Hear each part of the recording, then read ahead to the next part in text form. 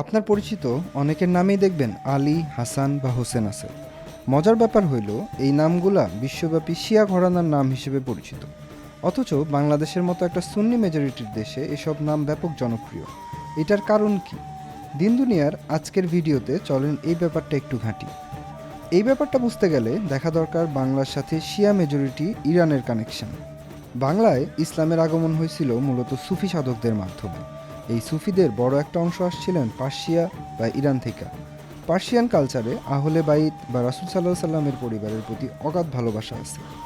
বাংলার সুফিরা অধিকাংশ সুন্নি হইলেও আলী রাদিয়াল্লাহু তাআলাকে বিলায়েত বা আধ্যাত্মিক শক্তির উৎস মনে করতেন। ফলে নয়া মুসলমানদের নাম আলী, হাসান বা হোসেন রাখাটা ছিল ভক্তি প্রকাশের একটি মাধ্যম।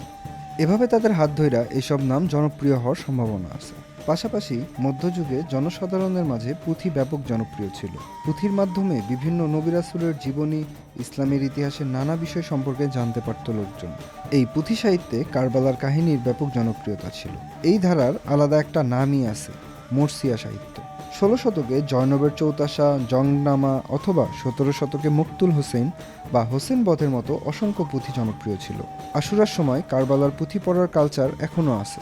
ফলে হাসান হোসেন আলীর প্রতি মুগ্ধতা, ভালোবাসা থেকে এসব নামে সন্তানদের নাম রাখা বেশ স্বাভাবিক ছিল মধ্যযুগ থেকেই।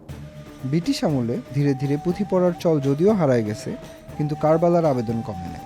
মীর মোশাররফ হোসেনের বিষাদ সিন্ধু উপন্যাসের জনপ্রিয়তা তার প্রমাণ।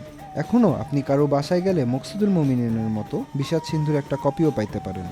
ফলে হাল আমলেও এই নামগুলোর গুরুত্ব কমেনি।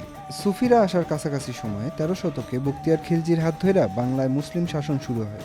তিনি এবং পরবর্তীতে আসা সুলতান, মুঘল শাসক সবারই রাজভাষা ছিল ফার্সি। তখন ফার্সি ভাষা ও কালচার ছিল আভিজাত্যের প্রতীক।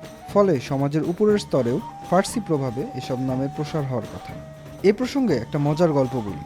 শেরশাহের হামলায় মুঘল সম্রাট হুমায়ুন তখন পালায় বেড়াইতেছে। আশ্রয় নিছে ইরানের রাজা শাহ তামাস্পের কাছে।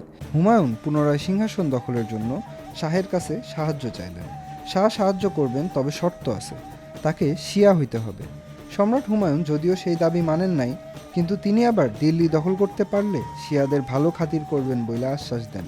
এরপর শাহের সহায়তায় হুমায়ুন ফের দিল্লি দখল করলে মুঘল প্রশাসনের নানা পদে শিয়াদের বসানো হয়েছিল। ভাগ্যোন্বেষণের খাতিরে পার্সিয়া থেকে যদিও আগে থেকে লোকজন হিন্দুস্তানে আসতো, কিন্তু হুমায়ুনের পর থেকে মুঘল প্রশাসন আরও বেশি শিয়া ফ্রেন্ডলি হয়ে ওঠে। এর ধারাবাহিকতায় মুঘল এম্পায়ারের বাংলা সুবায়ও শিয়া মুসলমানরাও নানা উচ্চ পদে আসীন ছিলেন। তাই তাদের প্রভাবে আশরাফ বা অভিজাত মুসলমানদের ভেতরে এসব নামের প্রচলন হওয়াটা স্বাভাবিক। তাই বলে এসব নামের পেছনে শুধু শিয়া প্রভাব দেখলেই হবে না। সুন্নি আকিদায় রাসূল সাল্লাল্লাহু আলাইহি সাল্লামের পরিবারের প্রতি শ্রদ্ধা, ভালোবাসা একটা ইম্পর্টেন্ট জিনিস। আর এই অঞ্চলে কারবালার পুঁথির জনপ্রিয়তার কথা আগেই বলছি। তাই হাসান, হোসেন, ফাতিমা বা জয়নব নাম রাখাটা শিয়া প্রীতির বাইরেও এভাবে ব্যাখ্যা করা যায়। আরেকটা ব্যাপার হলো শিয়া এবং সুন্নিদের মাঝে মৌলিক পার্থক্য মূলত ইমামত বা খিলাফতের উত্তরাধিকারী নাম নিয়ে না। শিয়াদের প্রিয় নাম তাই সুন্নিদের কাছেও সমানভাবে সম্মানিত। দিন শেষে বাংলাদেশ এমন এক জায়গা যেখানে ইসলামের নানা মতের, নানা কালচারের লোক মিলেমিশে একাকার হয়ে গেছে। বাঙালি বাবা মারাও তাই যুগে যুগে এসব নাম দিয়ে গেছে তার সন্তানদের। ফলে আলী বা হোসেন নামগুলো এখন আর কোনো নির্দিষ্ট গোষ্ঠীর না, বরং এগুলা বাঙালি মুসলিম পরিচয়ের অবিচ্ছেদ্য অংশ।